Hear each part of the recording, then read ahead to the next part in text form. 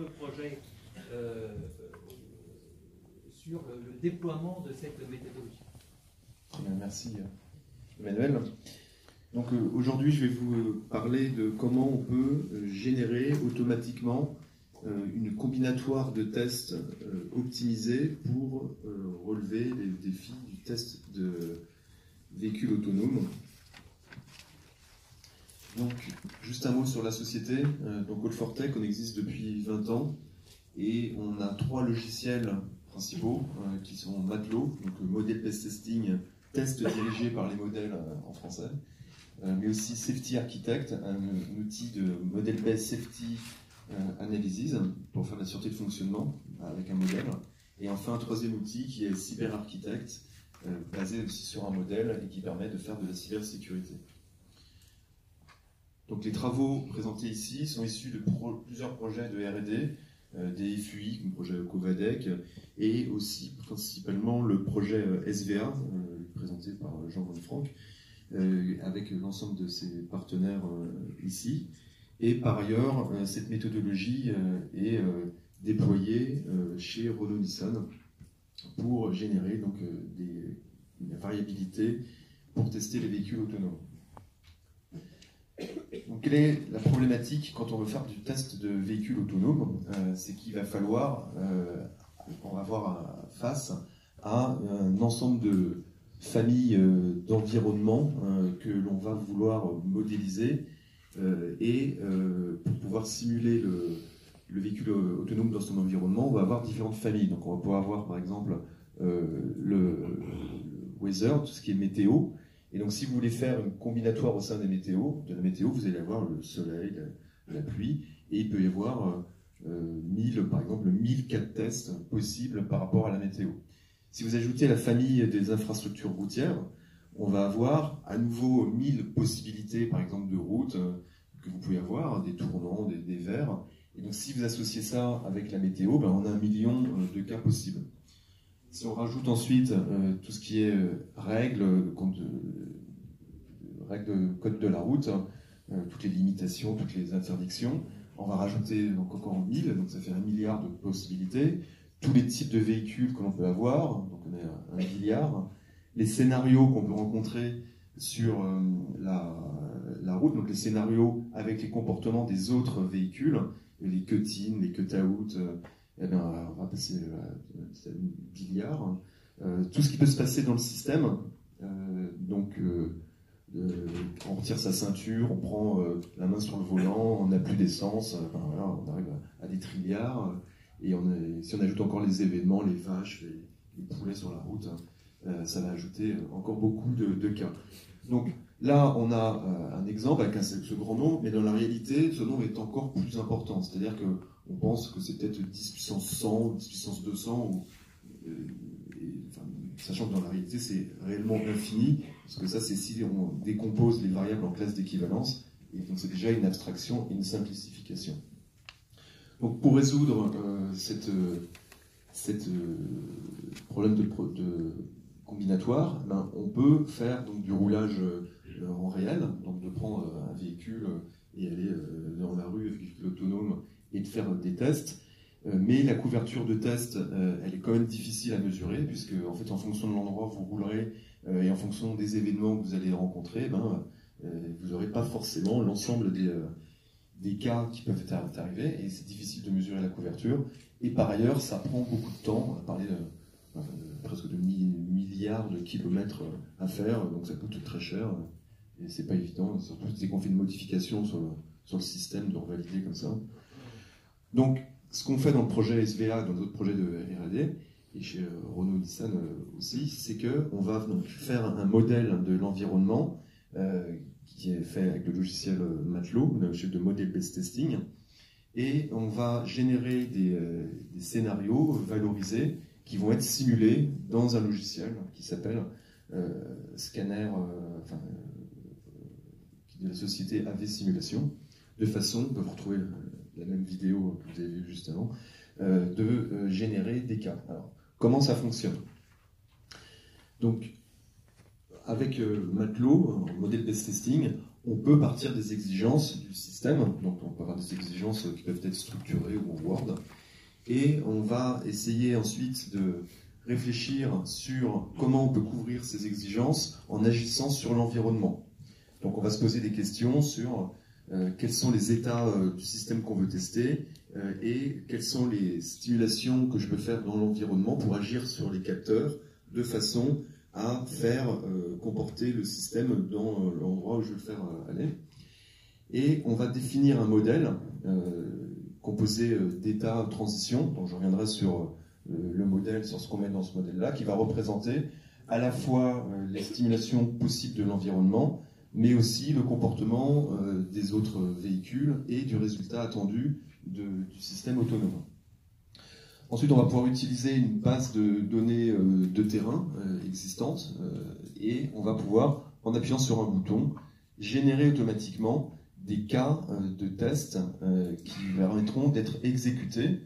Alors, donc, soit en générant des scripts, on a parlé donc, du RAW-XML, de l'OpenRAW, de OpenScenario ou tout type de scripts, et qui sont ensuite exécutés par un robot de test, ou bien une autre solution qui est assez récente, c'est de générer les tests et les exécuter pendant la génération. C'est ce qu'on appelle le model-based testing online. Donc ici on génère des scripts et ces scripts sont exécutés par le robot, et ensuite le véhicule autonome, tous ces capteurs sont mis devant sont bouchonnés et font croire au véhicule autonome qu'il est dans l'environnement réel. Donc on peut agir aussi donc, en appuyant sur une sorte de bouton, un réglage que l'on peut faire qui va permettre de gérer la couverture de test. Donc on peut agir en fonction du temps qu'on a de simulation sur une couverture des classes d'équivalence, une couverture des transitions du modèle ou des combinatoires.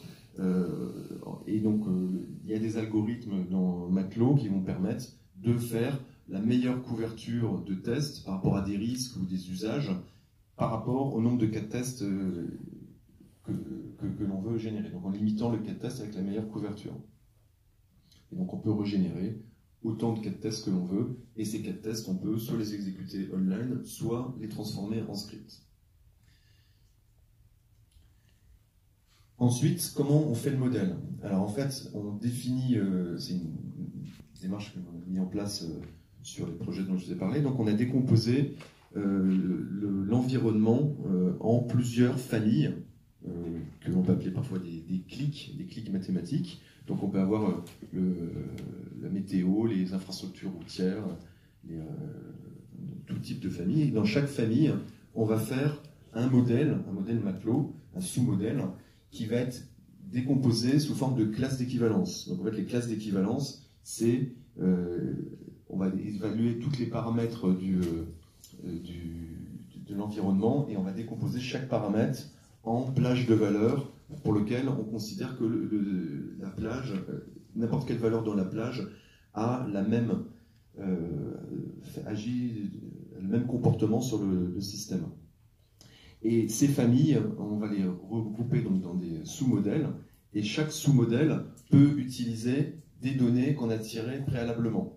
Donc par exemple, si on tire une infrastructure avec qu'une seule voie, eh bien on ne pourra pas faire par exemple de tests avec des cut-in ou cut-out qui demandent deux voies. Pareil, tout à l'heure, si on va avoir 32 degrés par exemple à l'extérieur, eh bien on ne fera pas neiger. On peut lier les paramètres entre eux. De façon à pouvoir ensuite, quand Maqlo va générer l'ensemble de ces cas de tests, passer à chaque fois dans un modèle, dans une famille, dans une branche, tirer une combinatoire et ensuite aller sur la famille d'après, mais de lier les familles pour rendre cohérent et ne générer que des cas qui sont possibles. Alors quand on fait ça, c'est appelé parfois aussi une méthode Monte-Carlo. On va avoir le souci qu'on peut avoir au bout d'un moment un certain nombre de doublons et la convergence vers ce qu'on appelle la distribution stationnaire va être de plus en plus lente à atteindre, puisqu'en fait on va pouvoir, même si on met des statistiques et des probabilités au niveau des modèles, on va passer plus souvent dans les mêmes cas. Donc je vous expliquerai après comment on optimise ce problème-là. Voilà. Donc ça, c'est l'intérieur d'un modèle, par exemple, qui va représenter les infrastructures routières, où on voit les classes d'équivalence qui sont liées entre elles. Donc on peut générer ce type de modèle à partir de fichiers Excel si on les a, et on voit toutes les classes d'équivalence. Donc sur la partie en haut, on voit que les classes d'équivalence ne sont pas liées entre elles. Donc on peut avoir potentiellement l'ensemble des cas possibles. Donc, on peut avoir une route à 4 voies avec en descente ou avec un dévers, peu importe. Tandis que sur la partie du bas, on voit que les classes d'équivalence peuvent être liées. Donc là, par exemple, on a l'information on va limiter les vitesses limites des véhicules si uniquement il y a des virages qui ont un gros rayon de courbure. Donc à la fin, on ne peut générer que des cas qui sont physiquement faisables.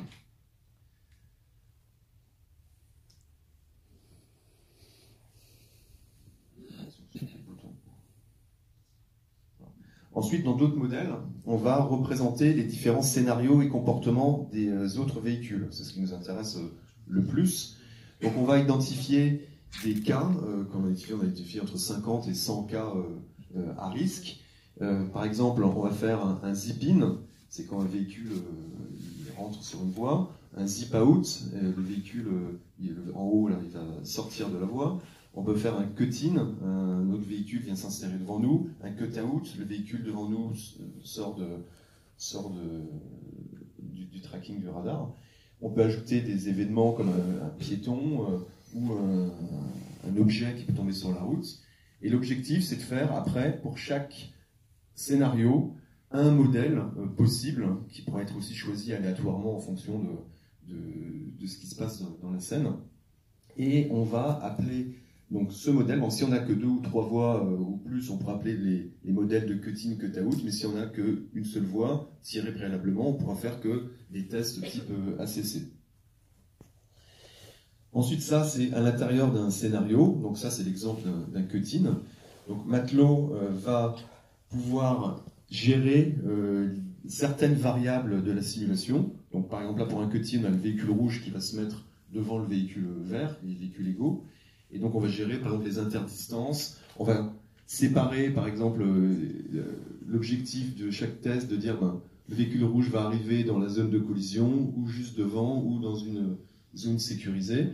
Et Matelot va tirer certaines valeurs aléatoirement dans des classes d'équivalence, donc on voit ces zéros, différentes possibilités de classes, et d'autres valeurs vont être calculées à partir des valeurs précédemment tirées, de façon à ce que le cut-in, ce qu'on veut, arrive systématiquement. Donc on arrive comme à faire du déterminisme, c'est-à-dire que en prenant des valeurs aléatoires, on va jouer en fonction de l'interdistance et de la vitesse, où se positionne le véhicule rouge avant ou après, on va faire en sorte que le cut-in arrive systématiquement.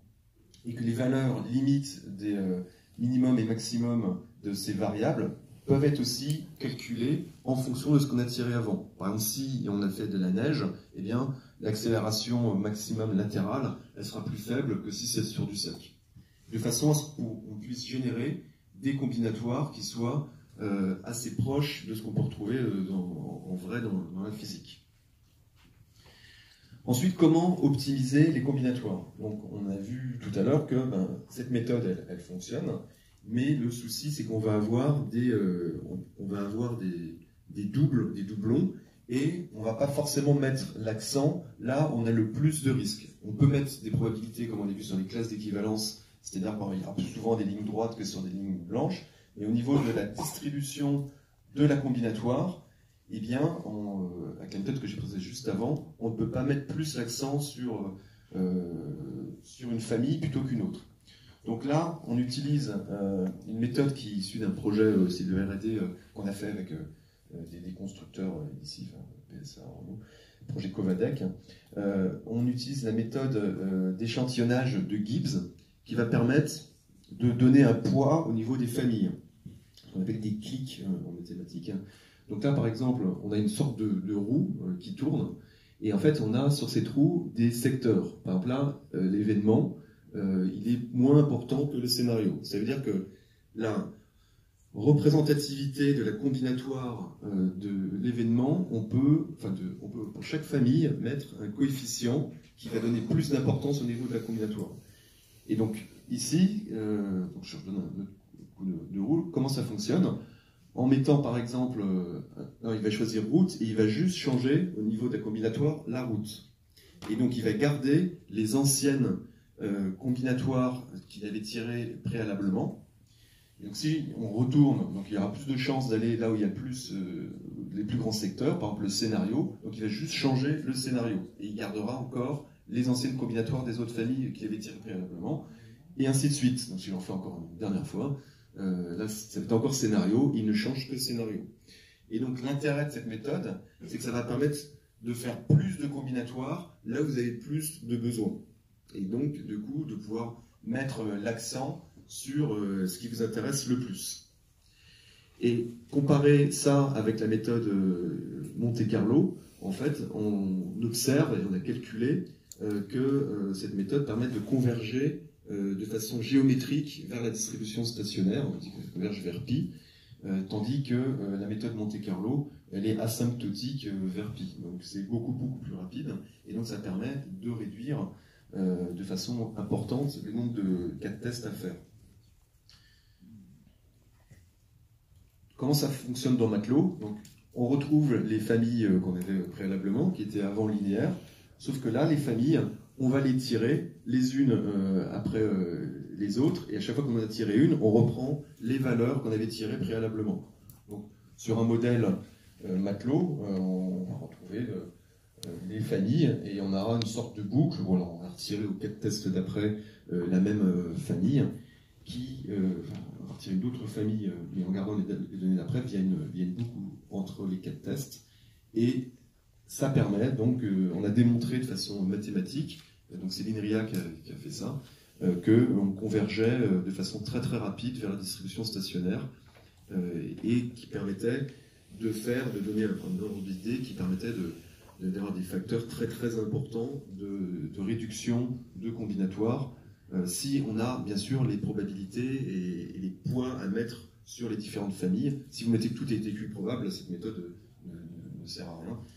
Mais ça permet donc de réduire de façon très importante. Et donc sur SVA2, le très important, on va essayer de le quantifier par une formule mathématique qui nous dira que ça permet de faire 1 million, 2 fois moins de cas de test pour la même couverture.